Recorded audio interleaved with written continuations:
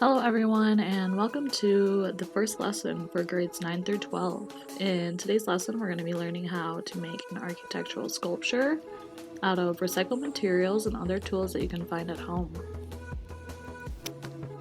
Before we get started, we just wanted to remind you that your buildings can have any aspects that you desire.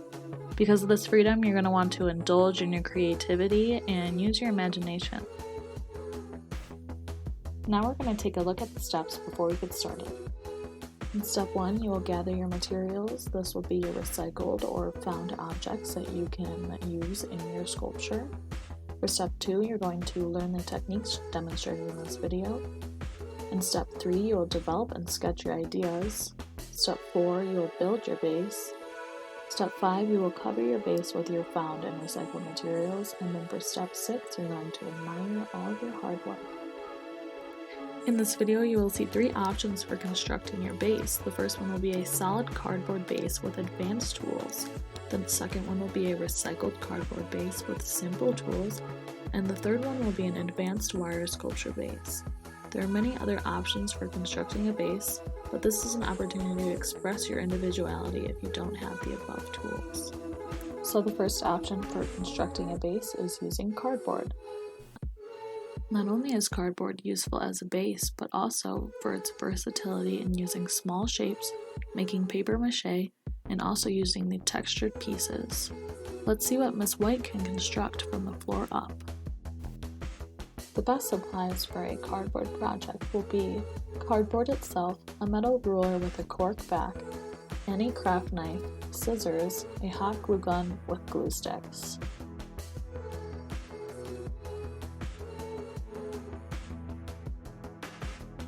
Hey guys, so today I'm going to show you some techniques for working with cardboard. So here we go. I'm going to start with some measuring and cutting. So I'm going to take my handy dandy ruler here. Be sure to line it up to the edge. Then I'm just going to make a little mark with my marker at the 5-inch mark because I decided to make a 5x5 structure. I'm going to mark once again at the 5. And then it's important when measuring like this to make 2 marks if you're not measuring along an edge like I did before. So I'm careful to make 2 marks. But just to make my cutting easier, I personally like to go ahead and draw a line between the marks just so I know exactly where my line is for cutting. And then do the same thing along this edge. Now we're ready to cut. I'm just going to take my X-Acto knife, and I'm sure that there are a variety of sharp tools that would work for this, but this is what I have. I like to keep my ruler in line with my X-Acto knife just to be sure that I'm cutting in a straight line. So then you just kind of go for it and try not to put too much pressure. Try to let the blade do the work for you. You should have a sharp blade for this. And you're going to want to go over a couple times until you feel like you've gotten through. See, that piece is good. I'm just going to turn it. Do the same thing on this side.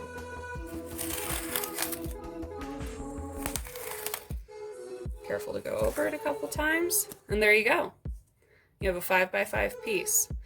Okay, now I'm going to show you a technique for fitting cardboard together with a clean edge. And what I mean by a clean edge is so you don't have cardboard just like meeting together, just like kind of willy-nilly. So first, you want to make sure that you're cutting, if you can, on the edge where these little bumps in between the cardboard is, well, you want to make sure you have this side rather than the long side. So you can even take your other piece of cardboard and kind of try to line it up, make sure that that's all you're cutting. So that looks good. So then you're going to want to be really light with your cut on this one. So you just want to go over just so you feel like you're cutting just the first layer, like the first 2 layers. You're going to want to go over a couple times lightly. And then after that, once you feel like you've cut through it, you can take the edge, just peel it a little bit, and you should be able to pull the first 2 layers off so that then you just have a thin, clean edge here. Then after that, you're gonna take your hot glue gun. You're just gonna put, or normal glue. I'm sure it could work with just Elmer's too. I haven't tried it, but I'm sure it works. Any kind of glue. And just put it just along that edge. Then you take your other piece of cardboard and you just fit that onto there. You just want to hold it there for a minute, and then you have a nice clean corner. So there you go. So the last thing I'm going to show you is how to hook together cardboard in an interlocking kind of method. A lot of times this doesn't require glue if you can get your measuring pretty accurate. So here we go. So what I like to do is I like to take my piece of cardboard and just kind of line it up where I want it to interlock and just kind of measure the width of the cardboard. So I'm going to take my marker. I'm just going to mark that edge right there. Be sure to mark both sides.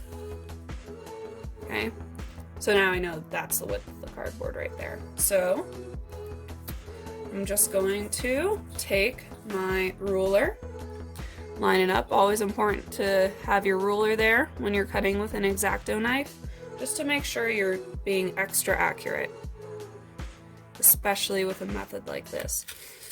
So again, I'm just gonna not apply too much pressure, try to let the blade do the work for me.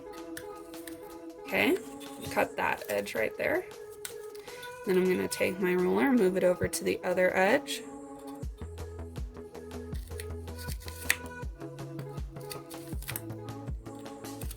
Okay, got that, awesome.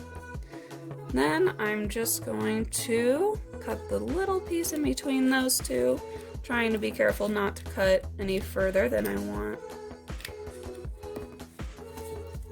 And then you should be able to just pull that piece right out. And then, if all goes well, you won't need glue, and the pieces should just be able to interlock, just like that. When using cardboard as a base, you can create something that looks like this.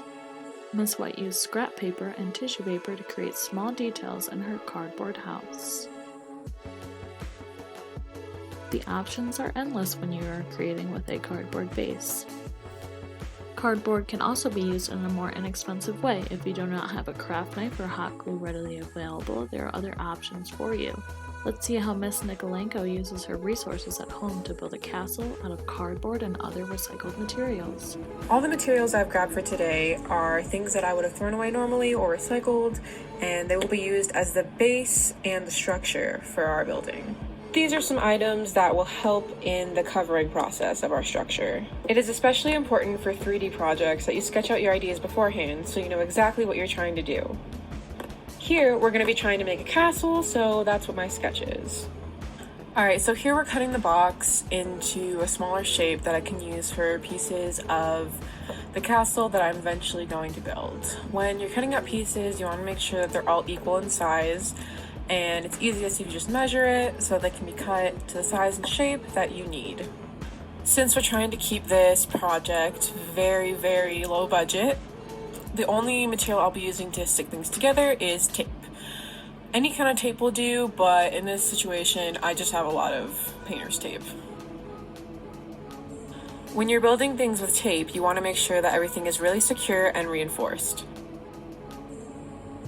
Here we're going to start working in the minor details, like the rim of the castle, which as you can see I'm bending here so that it can be flexible and turned into a round shape that will eventually go on top of the box.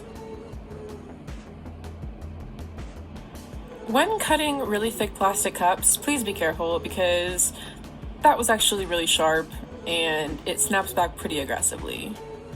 And now I'm assembling the pieces, using the tape to connect them together to build the castle shape that we're going for. Now I'm just adding little details that make the castle seem more like a castle, and this is really just to show that anything can be used to make art. You don't necessarily need all the nicest supplies. You have plenty of things around you that could be used for art without even really knowing. And as I'm building the sides that are going to go around the castle, I'm making sure that each of them are equal and that I'm giving them the right length and height and whatnot. Also, just a little reminder to have patience through the creative process and have fun.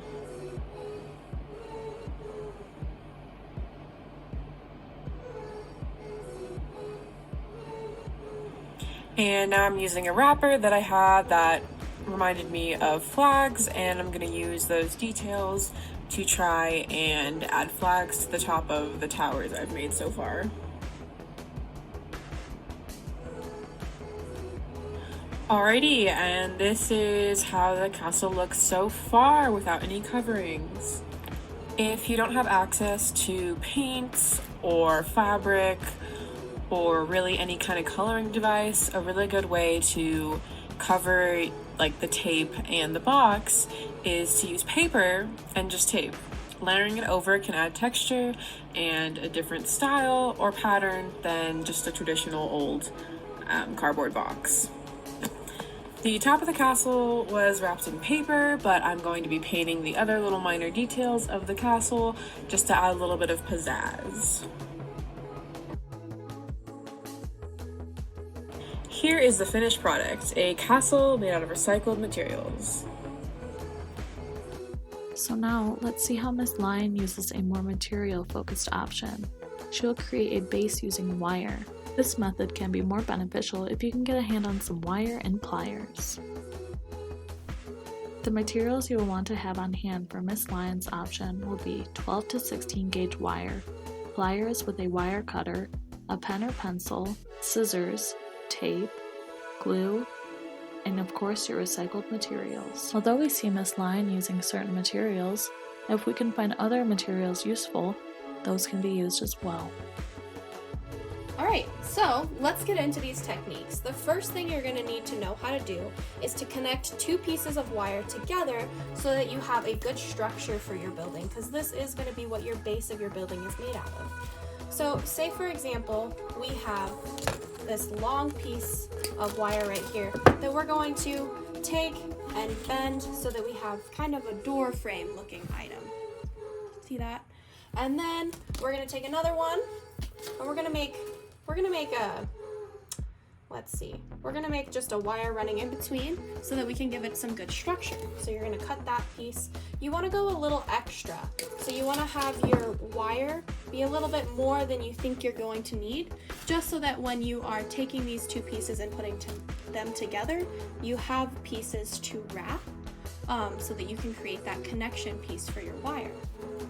So first things first, you're going to take one end and you're going to kind of make a cross shape here, leaving a little extra space over on this end. And you're going to take it and you're just going to wrap it around with your hands at first so that you have something to kind of hook onto right here. So you have this little wrap right here. And then take your needle nose pliers and you're going to take the tip of the pliers and you're going to clamp down right here. So that way you have this tight little knot that you've made so that you can continue to wrap and you have something secure for the wire to go onto. So let's speed this up really quick so you guys can see me wrap them around and clamp it down. And you're just gonna do this until you feel like you have a good solid wrap around your piece of wire. Use your needle nose pliers as needed.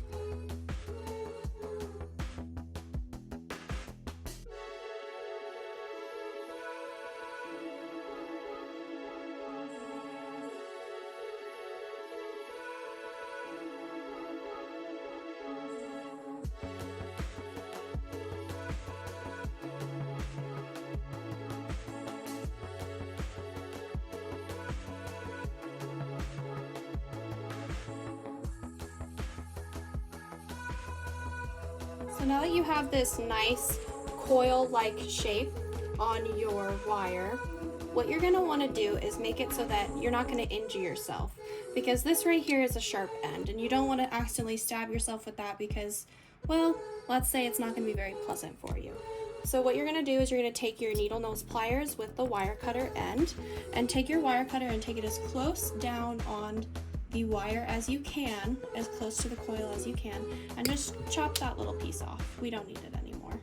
And then take your needle nose pliers and tighten that piece around the wire. So you're going to take this piece that's sticking out and tighten it down so that it's not going to accidentally poke anyone.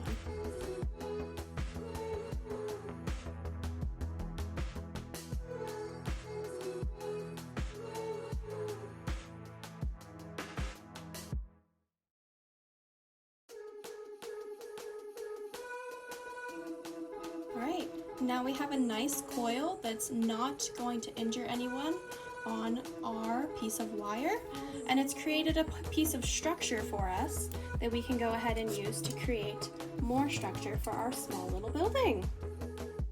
So what you're going to do is, now that you've learned how to do this little coil method, you're just going to repeat this on the opposite side. So take your wire and bend it around to where you want it to be, where you first want your wire shape to be. So what do you want this arch to look like? Because this wire right here is going to keep this arch in place. So wrap it around, and then once you kind of have a nice little wrap around there, we're going to tighten that down with our pliers. So just tighten that guy up.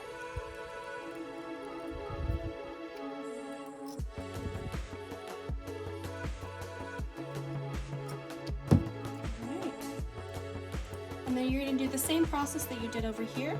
You're just going to continue to spin that around the wire until you feel it's pretty secure and it's not going to slip and slide on our base.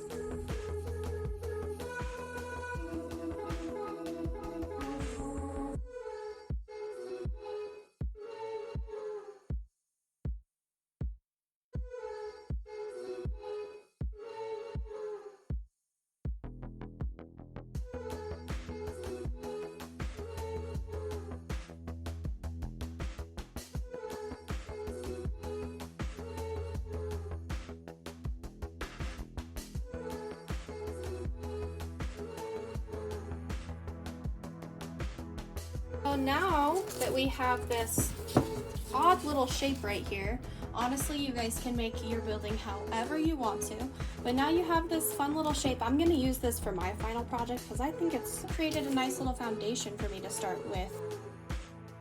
Now that you guys know how to connect two pieces of wire, take your time picking what color wire, what gauge wire, and things like that you want to use in your piece. Maybe set aside, now that you know how to do this one, and get out your pen and maybe make a little sketch of what you think you want your base to look like.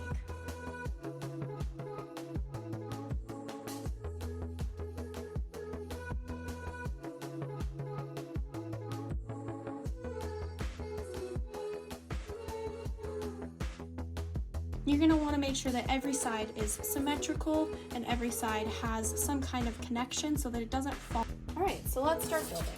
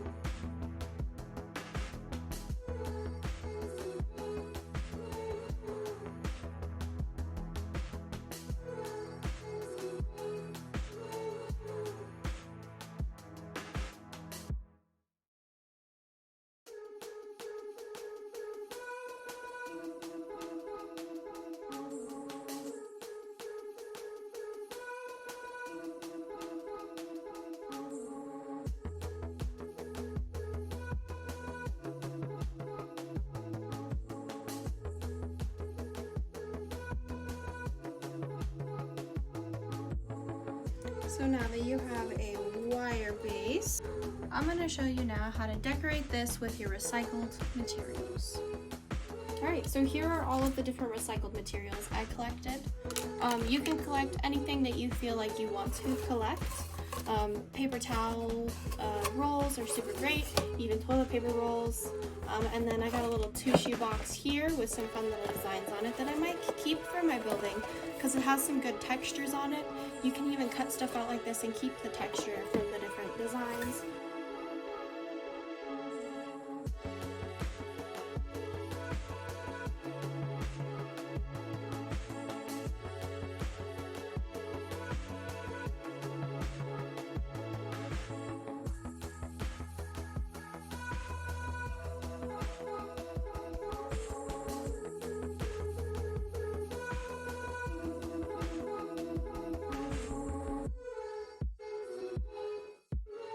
Look at how creative Miss Lion got using a wire base to create her architectural sculpture. Because wire is easily manipulated, there are endless options for an outcome. How creative can you get using a wire base? Now let's have a quick recap on what we've learned. We first got to see Miss White's cardboard house. She used a craft knife and hot glue to create sharp edges. We then got to see Miss Nicolango use only recycled materials to create a cardboard castle. She also used blued painter's tape, scissors, as well as some paint. For our last architectural structure demonstration, we saw Miss Lion create a wire base using wire and wire pliers with a wire cutter. Notice how each demonstration first showed you how to create a base. Then they showed you their creative ways to add on recycled materials. Now that you've learned some techniques, how creative can you get creating an architectural structure with recycled materials? What will you build from the floor up? Will it be a city structure? A house? A hut? Maybe you'll build a cabin or a coliseum. Maybe a barn or a temple. The options are endless. Explore your creativity. We would love to see your end results. If you're comfortable, post to Instagram and tag @homeart_NAU.